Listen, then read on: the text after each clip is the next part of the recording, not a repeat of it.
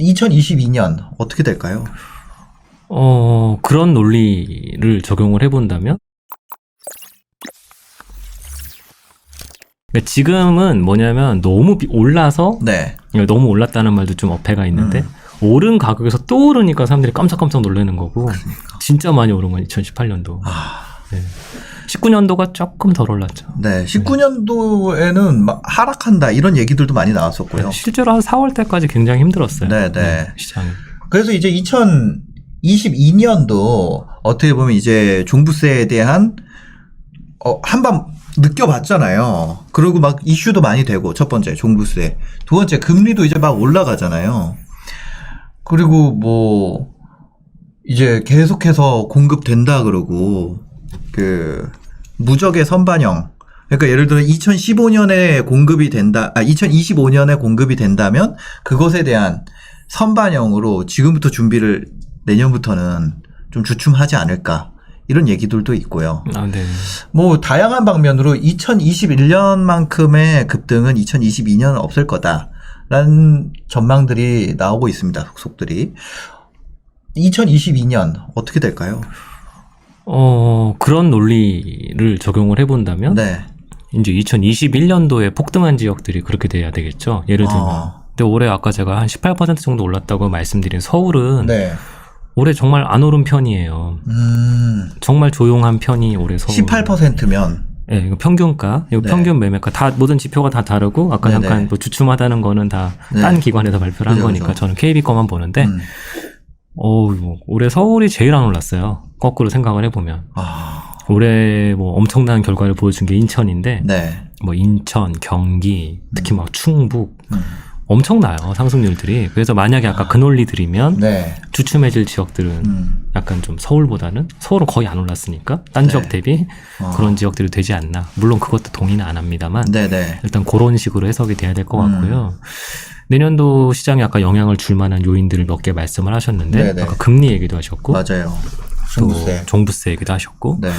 또 그런 것들이 지금 지난 4년 넘게 계속 시장에 영향을 줄 거다 했던 연말 되면 나오는 논리였고 맞아요. 뭐 거의 무적의 논리였어요. 네. 너무 편하게 나와서 그것 때문에 내년 빠질 거다 또 안 빠지고 네. 또 빠질 거다 안 빠지고 사실 한 4번 그렇게 그 얘기가 아니라면 지금쯤은 그게 영향을 크게 주지 않는다는 것쯤은 알아야 되는데 네. 저는 그것들은 뭐 크게는 필요 없는 얘기인 것 같고요. 내년도에 대한 아까 첫 번째 전망치는 올해보다도 입주가 더 없다. 그래서 입주 없구나. 이게 입주 없구나로 끝날 일이 아니에요. 네. 내년 그게 첫 번째 이슈인 것 같고요. 두 번째는 임대차 입법의 영향으로 계약갱신 청구권을 써가지고 어떻게 한 번은 잘 넘어갔는데 네. 내년에 막 와요. 만기가. 네, 그 연장해놓은 것들이. 네네네. 그래서 최근에 전세값 보시면 거의 특정 단지들 아니더라도 네. 웬만한 단지들 보시면 전세가가 3개예요. 가격대가. 그죠. 그러니까 요즘 전세, 갱신권 전세, 네. 뭐 다른 거.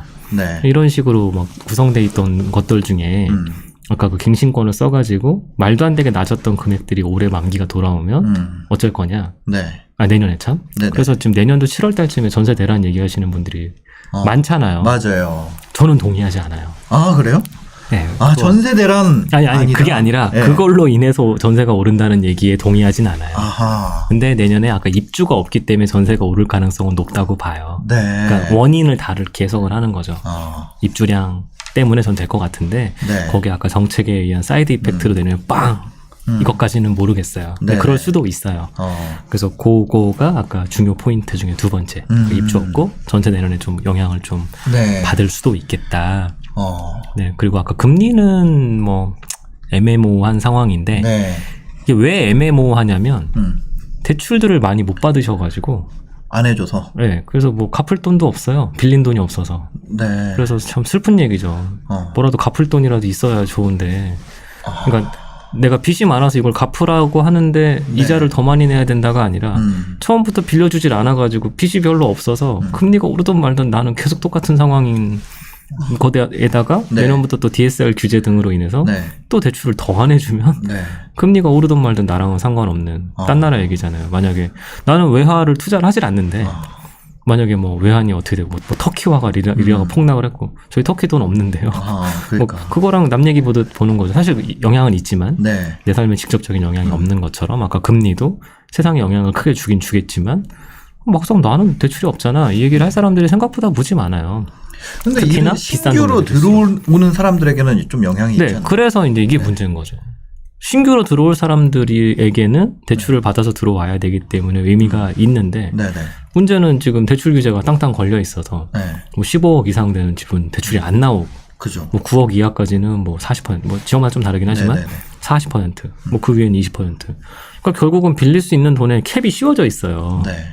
많아야 뭐 한 5억 얼마? 6억 그렇죠, 그 정도? 그러면 그게 5억에 대해서만 결국은 익스포저인 거잖아요. 금리 네. 인상분이라는 게. 그러니까 집이 20억이든 그게 중요한 게 아니라 결국은 그 15억 미만 주택에서 네. 대출금이 얼마. 그러니까 그것만 영향인 거죠, 사실은. 그러면 아까 말씀드리다 말았는데 네네. 비싼 집들. 뭐 만약에 40억, 네. 50억. 거기는 대출이 원래 안 나오잖아요. 그죠. 그 대출이 붙든 말든 아무 상관이 없는 대출 규제가 붙든 말든 오히려 밑에 쪽 집들만 대출에 영향이 생겨서 대출금 부담이 생기는 거잖아요.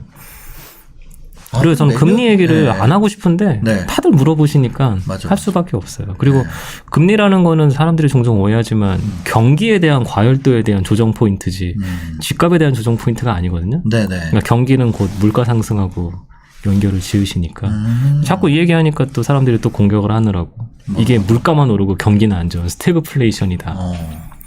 그런 얘기를 자꾸 저를 힘들게 하시더라고요. 근데 저는 경제 전문가가 아니라 그런 얘기까지 하고 싶진 않은데 네네네.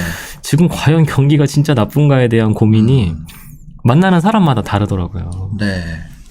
진짜 어려운 분들도 되게 많은데 문제는 또 좋은 분들도 요즘 많이 보여요. 그렇죠. 네. 네. 또 회사마다 다르고. 네. 뭐 사상 최대치 이익 그렇죠. 나오는 회사들이 주식시장 보면 막 넘쳐나고 네. 누구는 되게 힘들고 자영업자도 누구는 뭐 배달하시는 분은 되게 잘 되고 네, 맞아요. 뭐 이런 것들을 보면 아 참 이게 말 한마디로 할 수 있는 건 아닌가 보다 그렇게 생각하고 있습니다. 그럼 내년도 뭐 금리에 대해서는 중립으로 본다고 했을 때 일단 입주 부족 이거 같은 경우는 예고된 거고 이미 임대료는 입주 부족으로 인해서 입주 물량 부족으로 인해서 임대료가 올라갈 거다. 그거 더하기 네. 과세로 인해서 네. 임대료가 더 올라갈 것 같아요. 과세로 인한. 네. 그러니까 과세라는 네. 게 자꾸 이제 어떤 분들은 그게 약간 징벌. 네. 이라고 생각하는 분들이 있는데 결국은 임대하시는 분들 입장에서는 결국 비용이거든요. 그렇죠. 또 나가야 되잖아요, 비용이. 원가 그러니까 조달 원가가 되는 거죠. 네. 그러니까 본의 아니게 조달 원가가 돼버리니까 세금이 높아지면 높아질수록 임대료가 더 빨리 올라갈 가능성이 있어요. 근데 아까 우리 잠깐 나눴잖아요. 네. 종합부동산세라는 게 올라가요. 네. 재산세는 그대로지만 종합부동산세가 확 올라가요. 네. 네. 그러면 그 종합부동산세의 대상이 되는 많이 갖고 있어도 종합부동산세를 낼 수도 있지만 네. 요즘 문제가 되는 것들은 1주택자나 혹은 2주택자인데 그냥 서울에 아파트 2개 있다고 종부세가 많이 나오시는 분들 같으면 네. 2주택자 아까 서울에 2주택자면 하나는 내가 살고 하나는 빌려줄 가능성이 높잖아요. 네. 그러면 이 집 때문에 세금이 이만큼 늘었으면 내가 사는 집을 팔고 뭐 그런 게 아니라 네.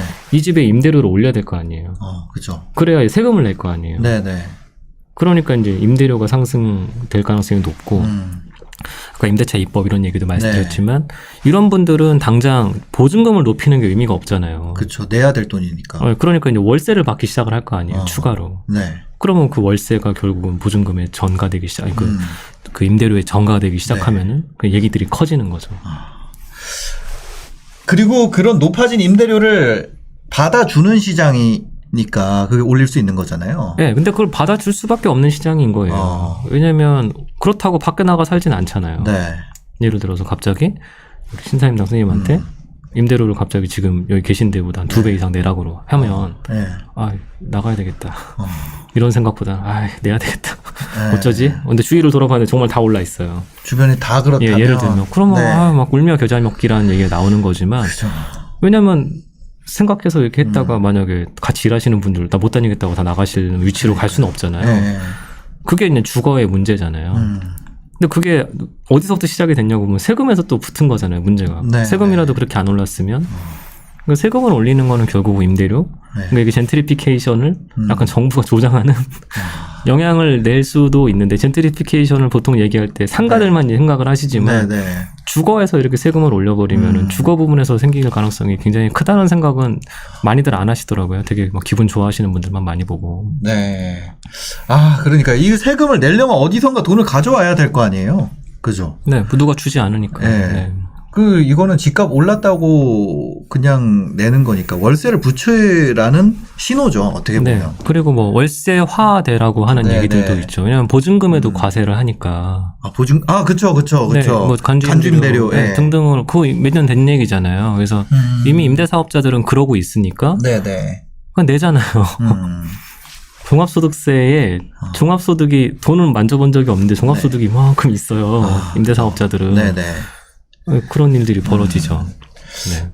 그래서 그런 세제의 전가로 인해서 일단 물량이 부족해서 오르는 거에다가 이제 세금 인상분의 전가 이런 거 두 개가 더해지면서 임대료가 올라갈 거고 이런 임대료 상승이 결국 뭐 아파트 가격 상승까지도 그러면 이제 내년도 같은 경우도 계속 상승.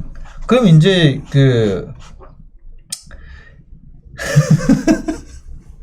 야, 이 차선책이 조금 각광을 받고 있어요. 아무래도 그러다 보니까. 차선 선택지 말씀하시죠. 네, 네, 대출이 안 되잖아요.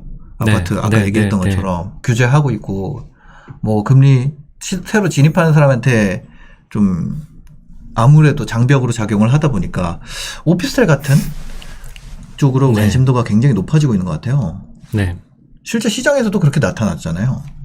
네. 근데 재밌는 건 오피스텔 최근에 이제 시장에서 얘기가 많이 되는 것들은 신축 오피스텔들이에요. 신축 오피스텔은 우리가 이제 평소에 보고 있는 오피스텔과 달라요. 네. 너무 좋아요. 뭐 예를 들면 전용 84, 심지어 뭐 전용 59래도 평면도가 너무 아파트랑 똑같으니까 상품성이 꽤 좋아졌네. 네. 그리고 최근에 재밌는 오피스텔들은 뭐냐면 오피스텔 자체가 대단지예요. 아, 대단지 오피스텔. 예를 들면 한 1600실 정도 있어요. 오피스텔만. 물론 오피스텔이니까 부지가 넓진 않은데 뭐 고층으로 해가지고 타워가 4동이 있는데 뭐 한 2,500 가까이.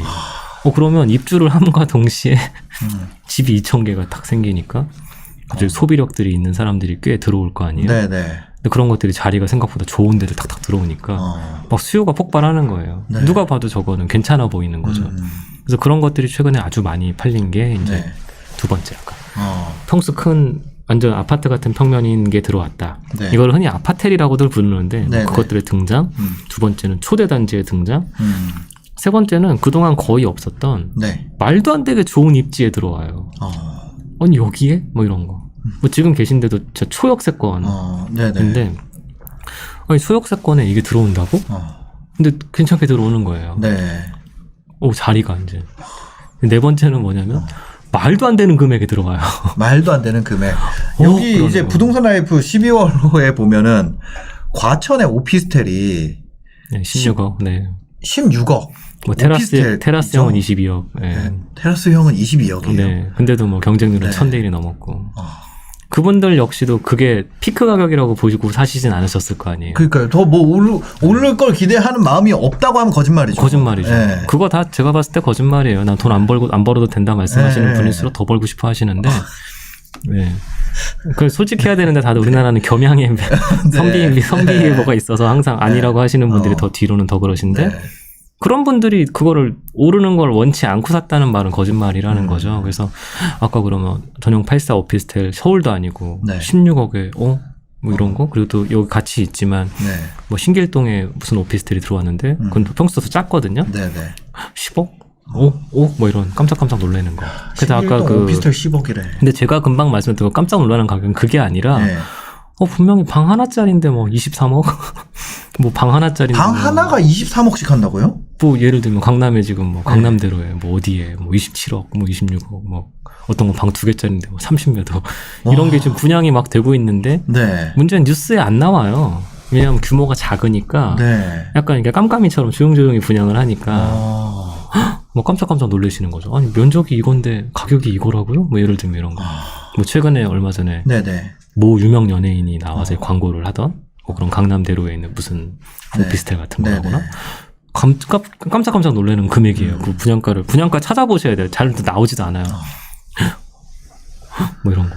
근데 그런 것들이 뻥 하늘로 높은 가격을 딱 형성을 해주니까 마치 그런 거랑 비슷하죠. 아파트에서도 한강변 아파트가 최근에 뭐 실거래가가 평당 1억 2천에 거래됐다더라. 제가 1억? 1억도 아니에요. 이제 1억 2천, 1억 3천 막 이렇게 올라가는데 아까 그리고 오피스텔도 가격을 저 하늘에서 딱 보여주니까 쫙 따라가는 일들이 벌어지죠. 방 한 칸짜리도 이 가격 나올 수 있어. 네. 상품성을 높이면이라는 단서가 붙지만 이 자리에 이런 걸 이렇게 공급하니까 팔리더라. 그게 시장이 받아주기 시작하면 그게 가격이 되는 거잖아요. 네, 시장가라는 거는 시장이 사주는 가격이지. 그러니까요. 적정가라는 거는 어디까지나 전문가가 정하는 가격도 아니잖아요. 그게 파는 사람도 그 가격을 정할 수가 없어요. 네. 파는 사람 예를 들어서 내가 나는 뭐 우리 아파트 20억에 팔 거야 하면은 20억에 내놓는다고 팔리는 게 아니라 그 사주는 사람이 있어야 팔리는 거잖아요. 그러니까 결국은 수요 공급 얘기인데 그게 공급이 됐다는 거는 그분들도 다 금융비용 써가면서 분양하는 건데 땅 사서 하는 거잖아요. 그분들도 그 계산 잘못하면 파산하거든요. 계산을 다들 서로 했다는 거잖아요. 그 시장 분위기가 그렇게 무르익었다는 거고 또 그런 걸 누군가는 소비를 해준다는 거고 거기 또 거기에 대출이라는 게 붙겠죠. 아파트가 아니니까 대출이 또 약간 되고 그죠.